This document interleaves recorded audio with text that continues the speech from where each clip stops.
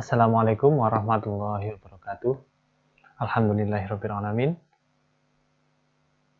Selamat datang di mata kuliah metodologi penelitian kuantitatif.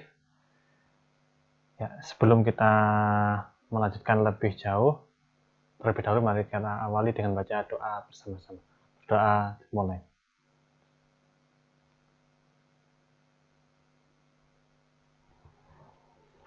Doa selesai. Ya, gimana kabarnya hari ini? Alhamdulillahirabbil alamin. Semoga kalian dalam keadaan yang sehat walafiat. Amin. Nah, semester ini saya diberi kepercayaan untuk mengampu mata kuliah di PGMI. Ya, pastinya kalian belum pernah belajar dengan saya sebelumnya ya. Ya, sebelumnya perkenalan dulu. Nama saya Agus Miftahus Surur. Biasa dipanggil Pak Surur ya.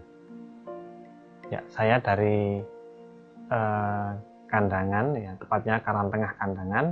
Ya, kalau kalian ada yang dari daerah Kandangan, nanti kalau ingin main ke rumah silahkan ya.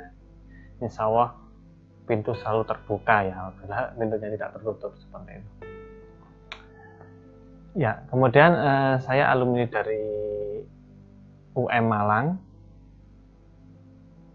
Ya, mengambil jurusan pendidikan matematika seperti itu. Nah, itu perkenalan singkat saya, nanti giliran kalian yang memperkenalkan diri seperti itu ya. Nah, untuk mata kuliah ini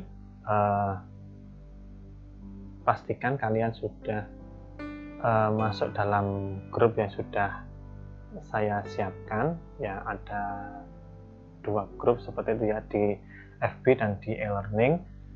Pastikan semua anggota kelasnya, semua mahasiswa di kelasnya itu sudah masuk dalam grup FB dan e-learning seperti itu, karena keduanya nanti akan kita gunakan dalam perkuliahan pada semester ini. Ya, untuk mengawali pertemuan hari ini, kita akan membahas mengenai apa saja yang akan kita pelajari 1 semester ke depan pada mata kuliah ini. Ya, nanti silahkan bisa dilihat, dibaca-baca RPS-nya sudah saya siapkan di e-learning seperti itu ya. Nah, untuk mata kuliah ini tentang metodologi penelitian kuantitatif, maka kalian akan belajar tentang cara menyusun laporan penelitian kuantitatif di akhir nanti gitu ya. Pastinya akan melalui beberapa proses seperti itu ya, seperti menentukan judul, kemudian rumusan masalah, kemudian tujuan penelitian, kajian teori, dan sebagainya. Nanti akan kita pelajari bersama.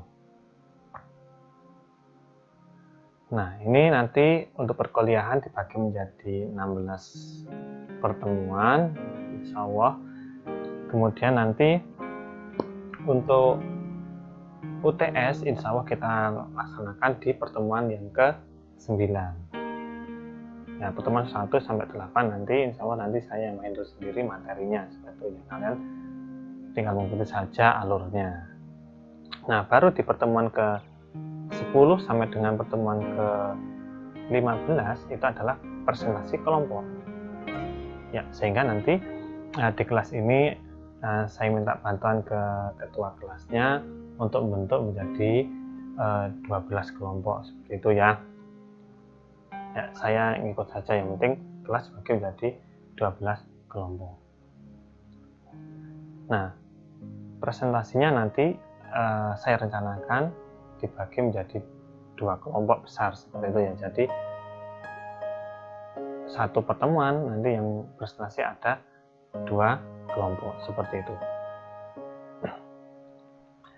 Nah, yang pertama tadi ya RPS-nya nanti bisa dicermati.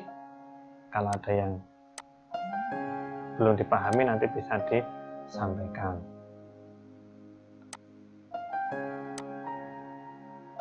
Nah, yang pertama mengenai penilaian. Nah, penilaian di sini saya menggunakan 5 kriteria. Yang pertama adalah kehadiran, kemudian tugas individu, kemudian tugas kelompok, ada UTS dan UAS. Bobotnya adalah masing-masing seperti yang ada di RPS seperti itu ya.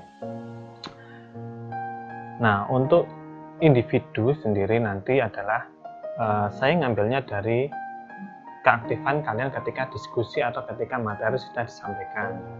Bisa ketika materi saya yang menyampaikan atau nanti kelompok yang menyampaikan. Nah, kalau kalian nanti bertanya atau menanggapi, nah nanti di pertemuan tersebut kalian akan memperoleh nilai keaktifan. Ya, pastinya berhubungan dengan materi, yaitu kuncinya. Nah, kemudian nanti tugas kelompoknya dibagi menjadi 2, yaitu makalah dan diskusi. Ya, makalah di sini adalah nanti berupa laporan seperti itu ya. Nah, diskusi sendiri nanti juga ada nilainya ketika kalian presentasi. Biasanya ada yang bertanya atau menanggapi tentang apa yang sudah kita sampaikan. Nah, itu kalau kalian sebagai yang presentasi, ya harusnya kalian menjawab atau menanggapi apa yang disampaikan oleh audiens. Itu akan memperoleh nilai keaktifan di kelompok. Nah, kalau pas presentasi kok diam saja, berarti nanti nilainya juga akan kurang seperti itu. Nah, semakin banyak menjawab pertanyaan, nilainya juga akan semakin tinggi. Ya, ini untuk yang tugas kelompok ini, ketika menjawab atau menanggapi nanti maksimalkan, karena dalam satu semester kalian hanya 1 kali saja presentasi seperti itu ya. Kemudian juga ada UTS dan UAS ya, sama seperti biasanya. Nah, kemudian tentang tata cara perkuliahannya, yang pertama adalah saya menggunakan e-learning. Ya, e-learning di sini saya gunakan untuk presensi kehadiran. Ya, ini nanti insya Allah nanti saya tetapkan untuk mata kuliah ini setiap hari Rabu seperti itu ya. Jadi nanti setiap hari Rabu silahkan kalian langsung masuk ke e-learning dan mudah-mudahan tidak trouble seperti itu. Kemudian kalian silahkan melakukan presensi. Ya, batasnya adalah sampai jam 5 sore. Kalau paginya insya Allah jam 7 sudah bisa mulai absensi ya, walaupun materi belum disampaikan, tapi kalian sudah bisa absensi karena di sini sifatnya fleksibel, tapi hanya sampai jam 5 sore setiap hari Rabu. Nah, ini tadi juga tidak akan saya istilahnya tidak selalu saya ingatkan ya, mungkin kalau pas lupa atau seperti apa kan, kalian ikhtiar sendiri setiap hari Rabu silahkan absensi di mata kuliah ini khususnya. Nah, kemudian di sini ada grup FB yang di sini akan saya gunakan dalam menyampaikan materi. Ya, entah nanti materi yang saya berikan atau dari presentasi setiap kelompok. Nah, yang pertama adalah cermati aturan atau ketentuan dalam grup. Mudah-mudahan kalian sudah baca seperti itu ya, karena kan sudah gabung ke grup. Kemudian setelah materi disampaikan nanti dilanjutkan dengan tahap diskusi itu ya. Nah, kemudian nomor 3 ini khusus untuk presentasi kelompok nantinya. Nah, setiap kelompok itu adalah memposting file makalahnya atau laporannya untuk PDF dan juga video tentang penjelasan materi yang dipresentasikan. Jadi nanti kalian presentasinya menggunakan video, kemudian videonya bisa di-upload di akun YouTube-nya masing-masing atau di drive, kemudian linknya nanti di posting di grup FB. Nah, postingan itu maksimal jam 7 setiap presentasi harus sudah diposting seperti itu. Nah, kemudian ketentuannya yang kedua adalah grup dibagi menjadi 2 kelompok.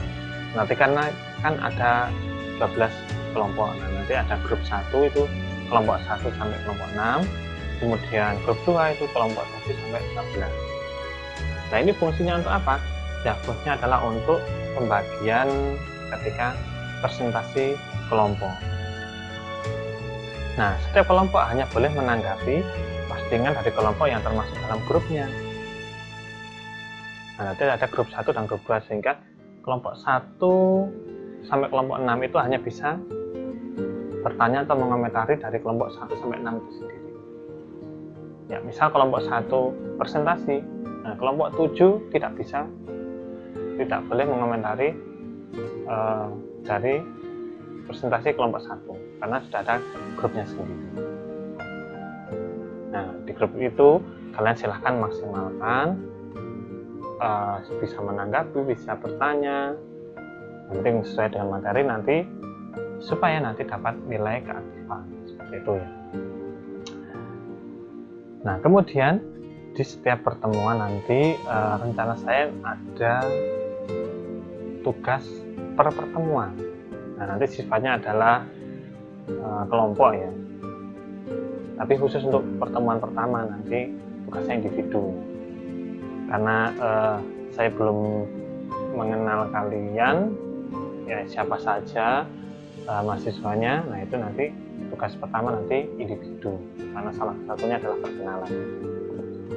Nah, untuk tugas berikutnya nanti adalah per kelompok. Nah, nanti tugas dikirimkan di link jurnal, itu linknya sudah saya siapkan.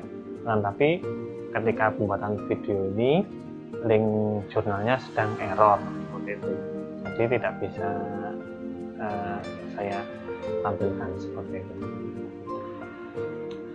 ya. Nanti kalau misalkan sudah bisa ya, ini adalah link jurnal kampus, kalau sudah bisa nanti silahkan masuk ke link itu, kemudian cari logo PGMI ini. Nah, logo PGMI nanti di situ akan diarahkan ke link untuk pengumpulan tugas-tugasnya ya. Ini khusus untuk pengumpulan tugas. Nah, tampilannya seperti ini. Kalau itu sudah bisa masuk, nah, seperti ini ya kan. Nanti di grup di halaman jurnal tadi ada 4 kelas ya, jadi jangan sampai keliru di kelas PGMI. Nah, nanti tampilannya seperti ini. Kalau sudah diklik gambarnya, tampilannya seperti ini. Nah, ini adalah kolom tugas-tugasnya. Kemudian ini adalah linknya. Nah, sudah sedia semua. Nah, nanti setelah hari ini, setelah kalian menonton video ini, silahkan langsung dibentuk menjadi 12 kelompok ya. Saya serahkan ke ketua kelasnya untuk membentuk ya, supaya menjadi 12 kelompok. Nah, itu ya. Nah, kemudian untuk tugas pertamanya, khusus tugas pertama ini adalah tugas individu ya. Yang pertama adalah, nah, tugas pertemuan pertama yaitu kalian silahkan membuat identitas diri ya, seperti kartu nama seperti itulah ya. Ada foto masing-masing individu, kemudian dilengkapi dengan nama lengkap, nama panggilan, alamatnya dari mana, kemudian asal sekolahnya kemarin dari mana ya, lulusan aliyah atau SMA atau SMK seperti itu ya. Nanti satu foto saja, ukuran maksimalnya 1 megapiksel ya. Contohnya seperti ini ya, ada fotonya, kemudian ada nama, alamatnya dari mana, kemudian lulusan dari sekolah mana ya. Nah, kemudian ini adalah tugas yang kedua, masih individu, karena ini adalah penelitian kuantitatif, maka nanti ada soal pretest, soal pembuka yang nantinya akan berhubungan dengan penelitian kuantitatif ya. Nanti tugasnya nanti bisa diunduh di halaman sini juga, nanti akan saya sertakan soal tugasnya itu. Kemudian untuk di pertemuan-pertemuan berikutnya nanti seperti ini. Nah, ini tugas kelompoknya. Nanti per pertemuan akan ada tugas Ya, contohnya adalah silahkan menuliskan judul penelitian. Nah, itu sifatnya kelompok, nanti dikirimkan di tugas di sini. Ya, nanti setelah semuanya tugas sudah terkumpul, sudah direvisi, nah baru nanti yang akan dipresentasikan. Nah, nanti dikirimkan di alamat ini. Nah, ini sudah, kalau sudah fix ya, kalau sekarang kan belum ada. Sudah fix nanti dikirimkan di sini. Nah, itu tadi mengenai webnya untuk pengumpulan tugas-tugas, ada di situ tadi. Jurnal, dan klik gambar bagian ini. Ya, tugas yang dikumpulkan dalam bentuk doc, PDF, dan link video ini ketika akan presentasi seperti itu. Nah, kemudian nanti setiap tugas per pertemuan nanti mungkin ada jawaban yang masih kurang benar, nanti akan saya koreksi, kemudian silakan direvisi sesuai dengan masukan dari saya seperti itu. Nah, kemudian untuk presentasi nantinya kalian akan membuat video, itu durasinya adalah antara 10 sampai 15 menit. Ya, kalau ketika membuat kurang dari 10 ya silahkan ditambahkan apa gitu ya. Tapi kalau lebih dari 15 menit ya silahkan dipotong bagian-bagian yang sekiranya tidak perlu. Ya, supaya di sini tidak menghabiskan waktu dan kuota seperti itu ya. Nah, ketika video sudah jadi, ini sebelum diposting gitu ya, sebelum disebarkan, nanti silahkan dicek dulu, diputar sendiri, kemudian dicermati, apakah videonya sudah jelas gambarnya, sudah jelas suaranya, materinya sudah tepat, itu dicermati dulu. Kalau sudah fix, baru nanti diposting seperti itu ya. Nah, dalam video di sini yang ditampilkan adalah latar belakang, ada hipotesis, ada metode penelitian, pembahasan, dan kesimpulan. Nah, ini semua nanti insya Allah akan kita pelajari sebelum kalian presentasi seperti itu ya. Nah, itu untuk videonya. Kemudian untuk format makalah atau laporannya, ya ini umum saja ya, seperti itu. Waktu diketik dalam kertas A4, kemudian ukurannya sekian. Nah, ini adalah yang menjadi fokus adalah jumlah kata adalah antara 4.000 sampai 6.000 kata. Ini nanti di akhir ya. Di akhir ketika sudah mau presentasi, nah itu kan mengumpulkan laporan fix-nya. Nah, itu adalah harusnya isinya adalah antara 4.000 sampai 6.000 kata. Seperti itu. Kalau kurang ya silahkan ditambahi, kalau kelebihan silahkan dihapus gitu ya. Kemudian data pustaka minimal ada 10. Ya, data pustaka minimal ada 10 dengan komposisi 6 adalah jurnal ilmiah ya, bukan buku ya, buku beda, jurnal ilmiah. Kemudian 4 dari sumber lain. 4 sumber lain ini bisa buku atau bisa web, itu silahkan ya. Jadi minimal adalah 10 dengan berbanding dengan 6 jurnal, 6 dari jurnal, 4 dari sumber lain. Kemudian pengetikan daftar pustaka menggunakan style apa. Nah, dan saya anjurkan untuk menggunakan aplikasi Mendeley atau sejenisnya. Gitu ya. Kenapa? Karena dengan menggunakan Mendeley itu kita akan lebih mudah dalam membuat daftar pustaka, daftar kutipan seperti itu, dan nantinya pasti juga akan kalian gunakan ketika penulisan tugas akhir nanti. Ya, jadi sambil belajar. Nanti kalau misal ketika mengetik dengan Mendeley ada kesulitan, bisa tanya kepada saya ya, disampaikan seperti itu. Pak, ada kesulitan menggunakan Mendeley, silakan. Tuh.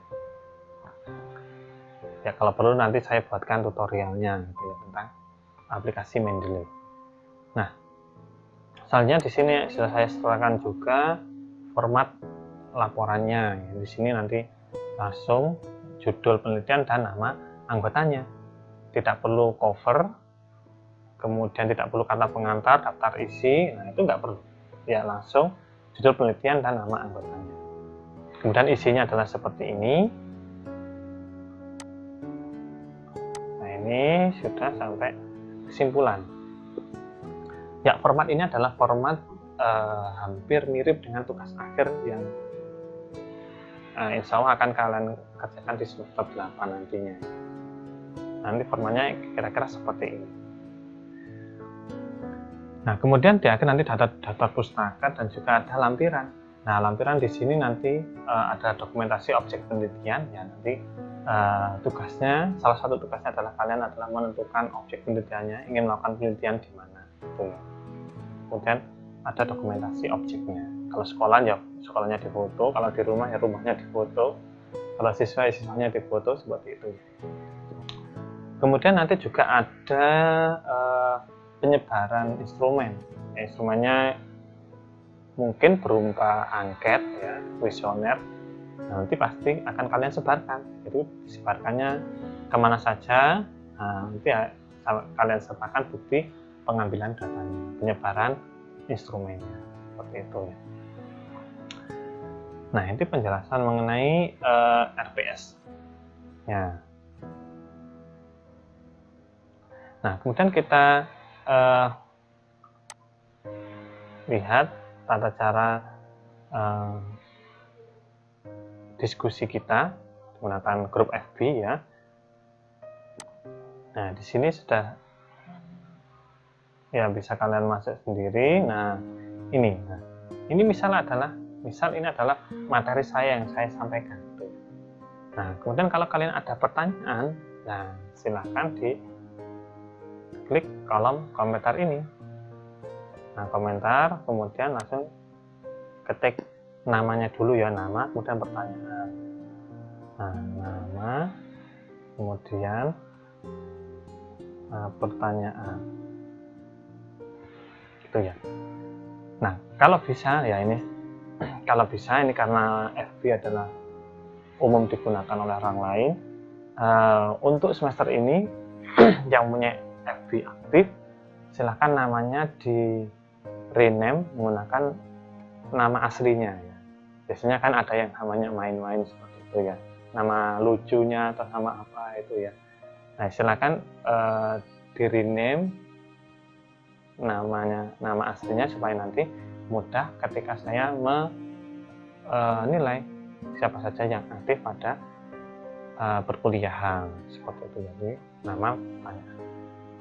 Nah, kemudian kalau misal ada kalian yang ingin menanggapi dari pertanyaan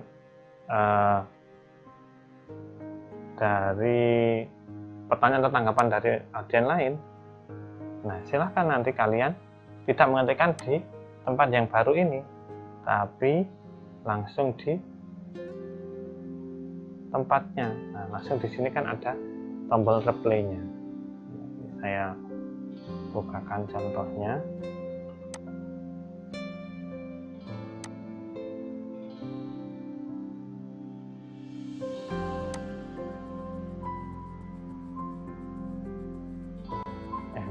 Nah, ini misalnya adalah kalian ingin mengomentari pernyataan ini, berarti tinggal klik balas. Itu ya.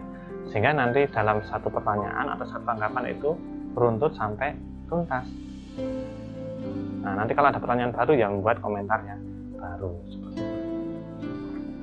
Nah, ini juga lebih mudah daripada menggunakan grup WA ya. Kalau grup WA kan nanti scrollnya itu terlalu panjang, terus kemana-mana itu kan. Ini pertanyaan ini jawabannya di mana. Itu nanti juga kurang efektif ya. Lebih efektif menggunakan chat di grup FB. Nah, itu penjelasan untuk hari ini.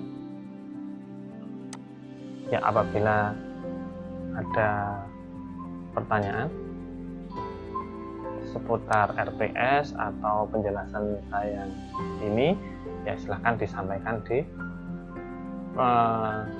kolom komentarnya. Seperti itu ya. Ya, untuk hari ini saya cukupkan sekian. Mari kita akhiri dengan membaca alhamdulillah bersama-sama.